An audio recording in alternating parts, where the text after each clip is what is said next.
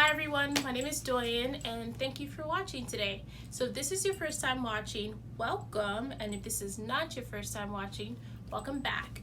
I'll be really honest, I have not been in the mental space to shoot anything. I have not been in the mental space to get dressed up, to put on makeup, to put on my lights. They're very hot.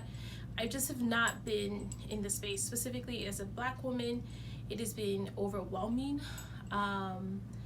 There's just been so much happening and I have just wanted to lay on my couch and do nothing. No, that's not true. Lay on my couch and shop. So I've been doing that, and today I'm going to show you something that I bought really recently. It is a vintage find, a Louis Vuitton find specifically, and I'm gonna be honest. I bought this because I had grand plans of like restoring this. You know those videos you see of people being like, oh, I found a diamond in the rough, and like people didn't know their potential. This was me. I was like, oh my god, it's going for such a good price. I mean, I knew I was going for such a good price, and I'll tell you the price it went for, but I just knew I was gonna bring it home, restore it, and I was gonna have like this like revived, rejuvenated item to show you. I was gonna give you all the tips. I mean, I'll still give you all the tips. They just didn't work for me, but I'll give it to you anyway. So I'm gonna stop rambling now and show you. So like I said, it is it's not vintage. Did I say it was vintage? It's not vintage because it's from 2005 and we're only 15 years, so it's not vintage yet. 5 years out. Vintage I think starts at 20 years. But it came with this Louis Vuitton dust bag, and for the big reveal, I will also say this was not on my radar per se. It just happened to be something that I found, which is not a good way to shop, but I'll go for it. So it's this Louis Vuitton pleaty bag. I will show you more details. I may just do, you'll probably see it here. More close-up details of it, and I'll kind of talk through it. So I have it right now wrapped with this scarf that I got from Amazon, which I will link. It's like a beautiful pastel 100% silk scarf that I it was only like 20 bucks that I put around here, and I'll tell you why. So like I said, it came with the dust bag, and actually also came with the receipt. So the receipt says it was bought in Lyon, France. Lyon, Lyon, Lyon, France, in 2005, October 29th to be exact, and the price back then was 750 euro. So that's really exciting to have this. I mean, I didn't expect it to come with this. This was not in the listing, so it was a like cool surprise.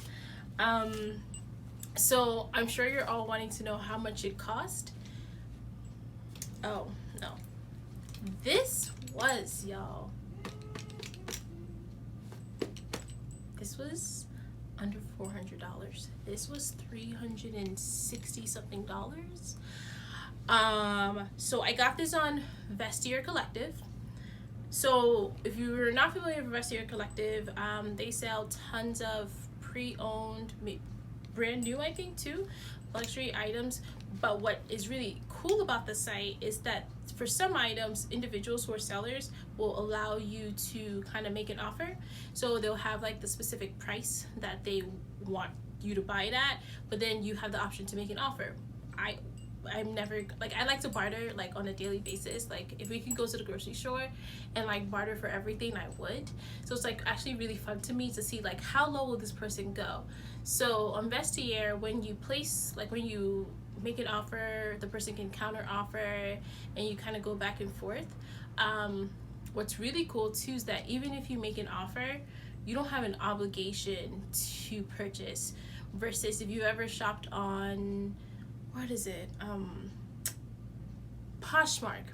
If you make an offer on Poshmark and the seller accepts it, they automatically debit it, which is fine, I guess, but what if you change your mind? Like, I don't know. I like the fact that Vestiaire allows you to like take some time even after you get the offer to decide if you still want the purchase. Anyway, so this was retailing for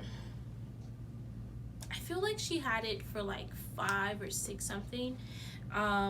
It's not in, it was listed as fair, which I think is true. It was just fair. There was nothing good or very good about it.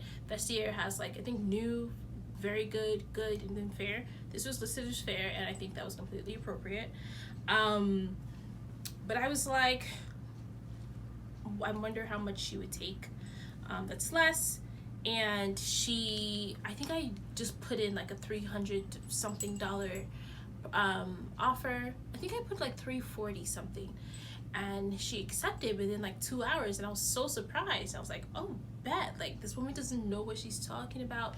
Because the reason it was like such a good price is because the handles are really dark, and I'm not sure if you can see that, so I will put up pictures of how dark the handles are, and I'll go on to tell you how I ruined it some more, but whatever.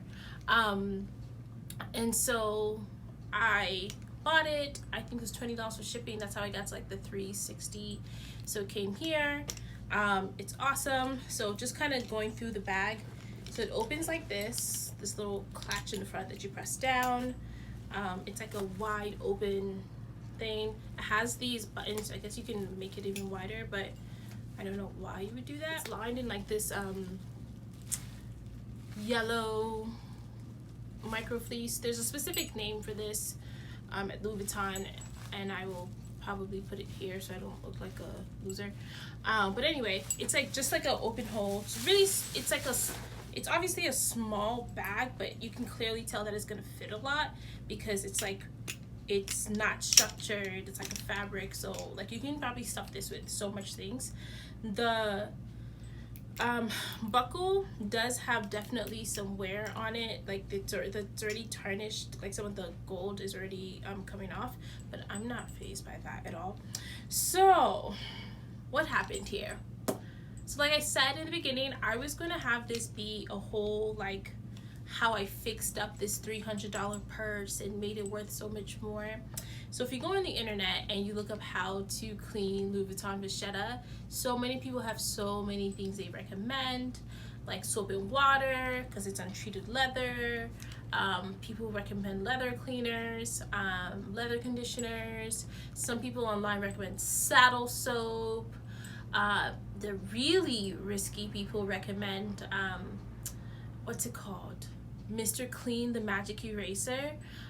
So the idea is that like, so forewarned, the magic eraser and the saddle soap, I feel like those are like the very end of how harsh of the items that you would put on this, on like the untreated leather. Essentially like they take off a layer of the leather, and so you have if you do that too many times, or if you do it really rough, you can actually like crack the leather.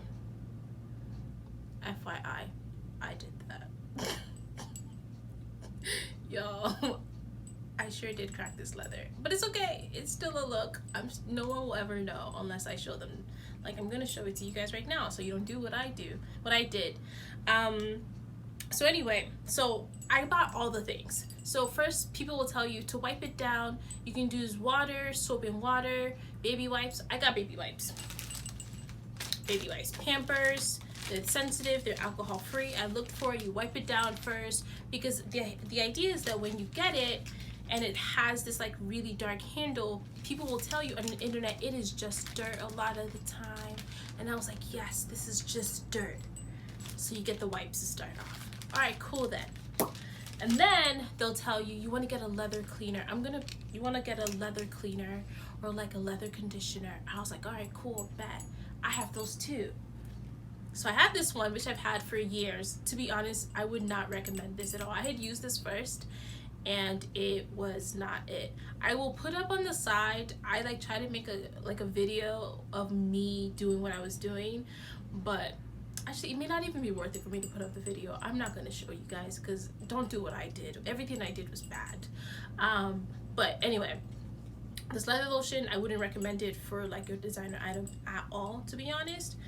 But if you go on like all the sites, they'll tell you about this Cadillac leather lotion, which I actually do recommend a lot. There's a leather cleaner as well. and I think these work. Like, I think these are good. They didn't work here because I think this was too far gone, in the sense that the handles were just like dark, not just from like, oh, like the dirt, like the internet tells you. It was so far gone because if you really think about it, you're holding it like this. This person didn't have like, you know, a scarf or anything like this, so you can already see the patina. I don't know why I have that on my hand.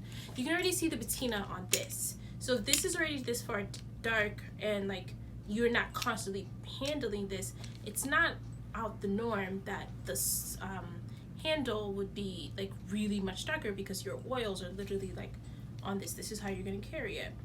And so I was like, okay, like I got those didn't work. And I was like, you know what? This is $300. I'm not saying that's not a lot of money. It is, but I was just like, this is such a coup.